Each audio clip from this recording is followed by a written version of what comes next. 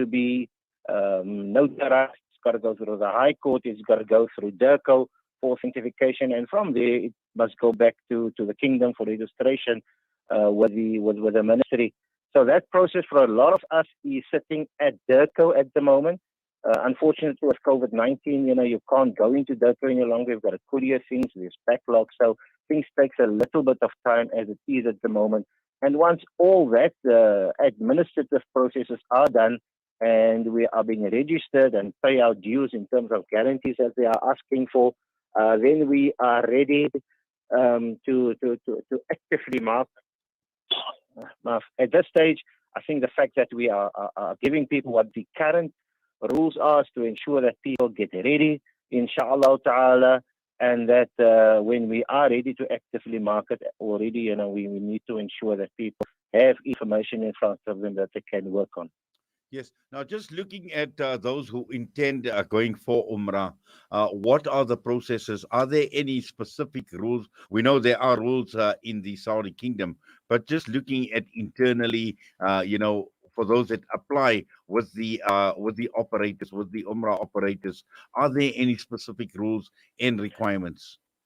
Yes, let me first of all make it quite clear and appeal to the public at large out there that you can only book with a registered Umrah operator, and inshallah ta'ala, those names would be made available as and when the operators are registered and got the licenses from the kingdom. So that sort of list we will disseminate and ensure that the media houses and the public knows it. So that is the first thing. Secondly, very, very important, unless you've got your vaccinations, you're not going to be allowed into the kingdom, and that's unfortunate. I don't want to get into debate of to vaccinate or not, but from a travel point of view, if you do not have the necessary vaccines, you're not going to be allowed to travel. So that is extremely important that people need to take a note of that, so that you can prepare yourself. If you haven't been vaccinated and you intend to go for Umrah, make sure you get the proper vaccinations.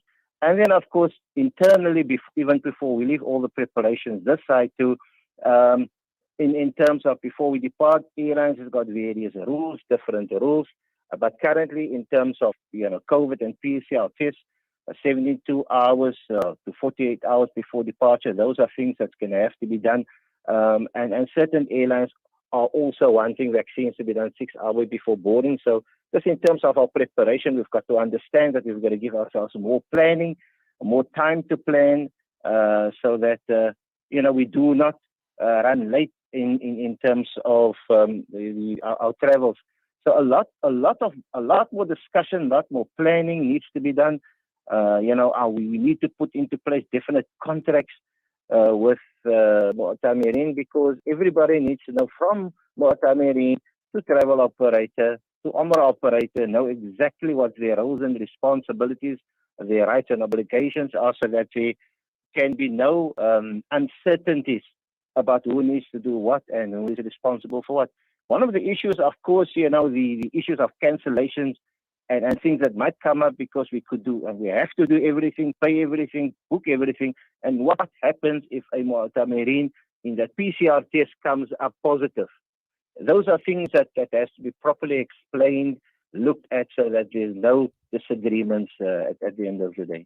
Yes. Now, as you mentioned, it is going to be a lot more different when people go for Umrah, and specific regulations and rules that obviously govern Umrah when people are in Mecca and Medina. And let's just go through some of them, Sedick. What should people bear in mind, so when they decide, they know upfront that this is what is going to be required, or this is what I'm going to be experiencing when I'm in Mecca and in Medina? Well, first of all, let me say to you that the normal, call it COVID, rules will apply. So in other words, wearing of a mask, sanitizing, social distancing, those are the normal rules that's going to be applied everywhere in terms of the travel issues. So first of all, let us just make sure that concept stays constant in our mind. Secondly, we're going to issue you here with a contract, with a package, and then you're going to arrive in the Kingdom of Saudi Arabia. and only then the Umrah operator, once you arrive there, has to book your Umrah. So that is the first thing. In the past, we could say that, well, we're going to go from here and we're just going to go and go into the Haram and make our Umrah anytime when we are ready to do that. Nowadays, you can't do that.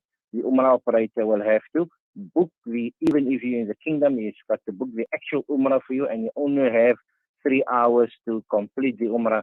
So in terms, again, of the planning, in terms of how we view things going forward, those are things to keep in mind.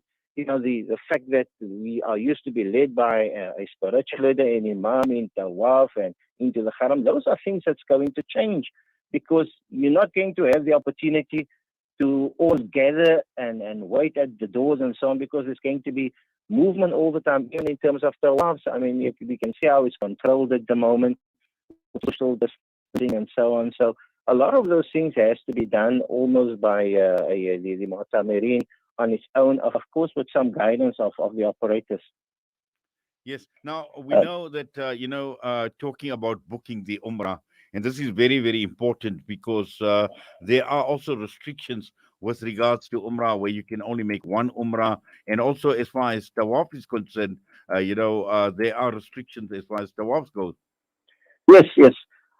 Unfortunately, the Umrah visa is only open for 18-year-olds and above.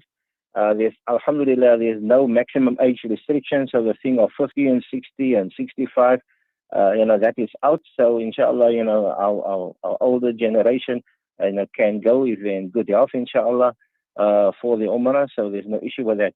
However, in terms of performing an Umrah, you are only allowed one Umrah within 15 days. From our point of view, our people stay in the kingdom for a maximum of 2 weeks, which includes your time in Medina.